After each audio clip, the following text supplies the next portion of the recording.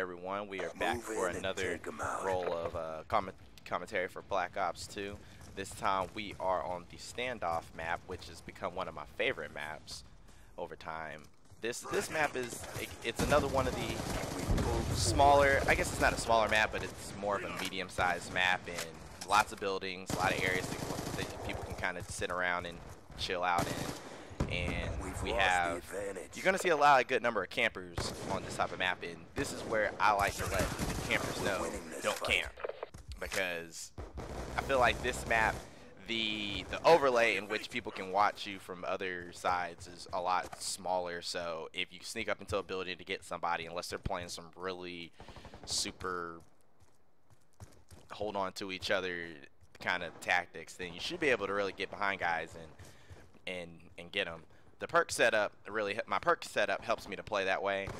This time, or just like the last match, I'm rolling around with the blind eye, the toughness, and the tactical mask. I don't have the wild card on. Last time I mentioned using the wild card to put both tactical mask and using the flat jacket, but I am just using the tactical mask.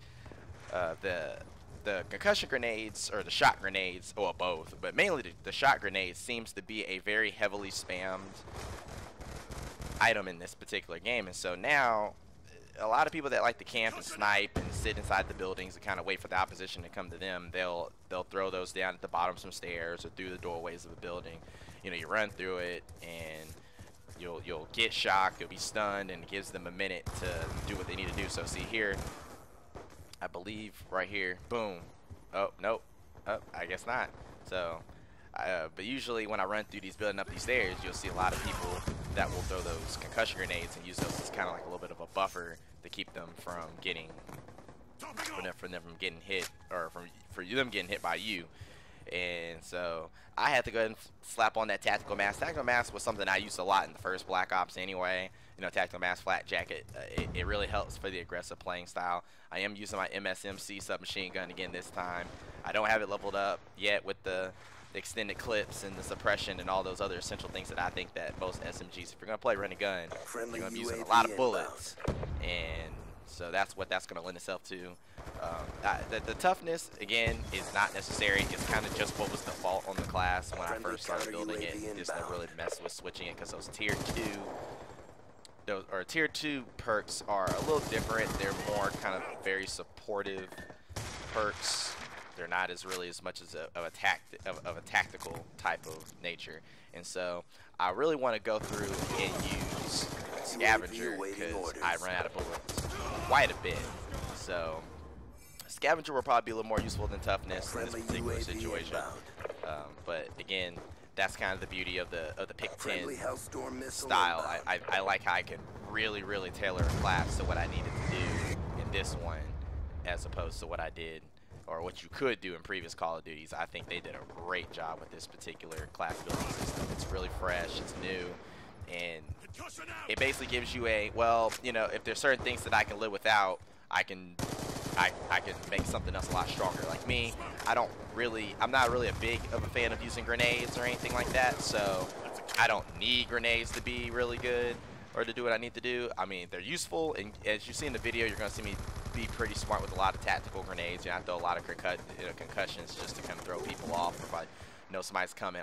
Or to test whether or not somebody's in the way. I mean, that's more what I use the grenades for, to kind of be a lead-in for whatever I'm doing, more so than, oh, I want to stun this guy and help me get an advantage. That's not really how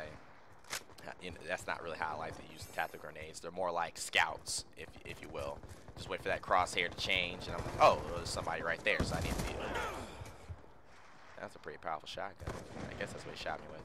But yeah, so we're just strolling through the map. This team's pretty strong. I mean, it was the same team as I was using last time, so I had another guy on the team that was putting in a lot of work, and we basically dominated between the two of us, and the rest of the teammates. I just have the same old just don't die philosophy. So see, I threw that grenade up there, and you see that. So look, the tactical mask protected me right there, and I just ran in there and shot that dude before he had any idea how he was able to recover. And so that is using tactical mask at its most effective right there. You've seen it for yourself. These are These are pretty good. Those just it's just a really useful perk. I mean, it really enhances survivability. But I mean, if you're playing against guys that aren't really using a lot of shot grenades or concussion or grenades, then you can easily swap that out for something else. I mean, you can use maybe like an engineer, which that's always very useful.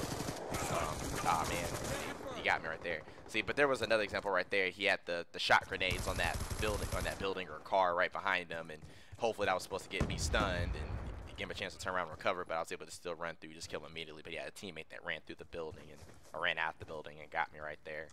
But you see that the main strategy that you see me doing here is I'm just basically running around the edges of the map, because on this map most of the buildings can see out into that central area.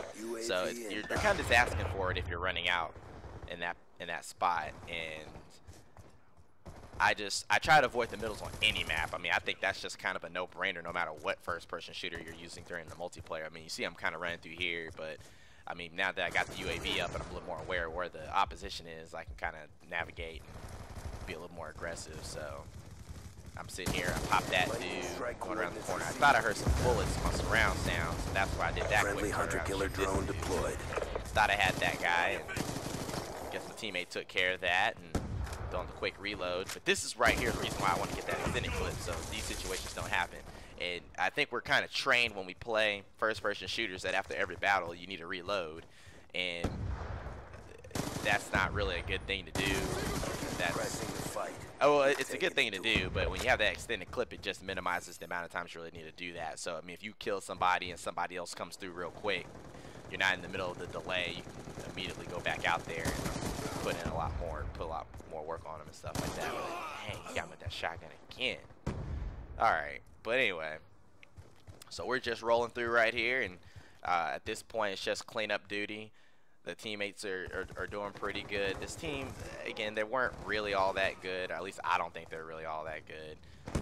They had a couple of prestige dudes, a couple of split screeners, kind of that normal combination of teams that are really bad. Didn't really have like I mean, I guess they had one or two guys that could play, but the other teams just was such an anchor for them that it really didn't do them well. So trying to get this little final kill right here and just kind of end the match. But yeah, there's a couple more of these videos that I have up here. There's 2 more of the 4 series of I went to work and I needed to just destroy everybody, you know, style. But I mean, as you can see, a nice 18-5 game. My other dude went 27-10. Everybody else just chipped in and played a little bit of survivability, and we were able to pull off the win. So, but that's pretty much it. I'll have the next video uploaded here pretty soon, and until then, everybody take care. Peace.